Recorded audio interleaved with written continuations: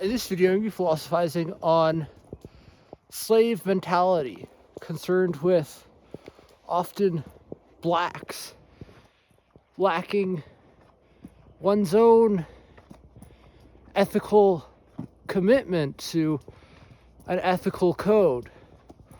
One lives morally, deriving the originality of one's ethic, written and recorded in the mind-body connections one engages livre-agência para umas direção de desejo a pessoa efeitos.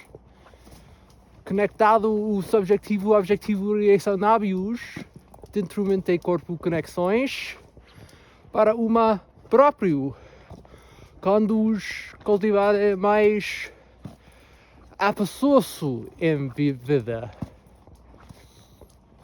And it's living on the ethic of one's meaning that one can engage a highness of consciousness, cultivating the freedoms within being, engaging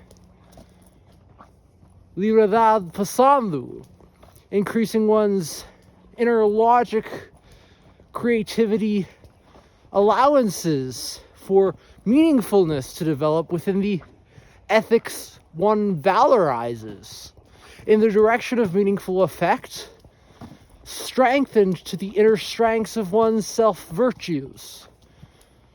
An individualist who trains the mind each day and night as to engage the cultivations of one's ethic to the meanings one connects to their centralities of meaning, is near not and far the slave mentality held to the appropriations of others, lacking the appropriations appropriately to the mind's desire to create originality and distinguish the self within the psychological needs of one's need for being unique, to cultivate one's own ethic as to know for the self what one means, and not to think one knows what they mean, always having to infer some other meaning in some other one's words.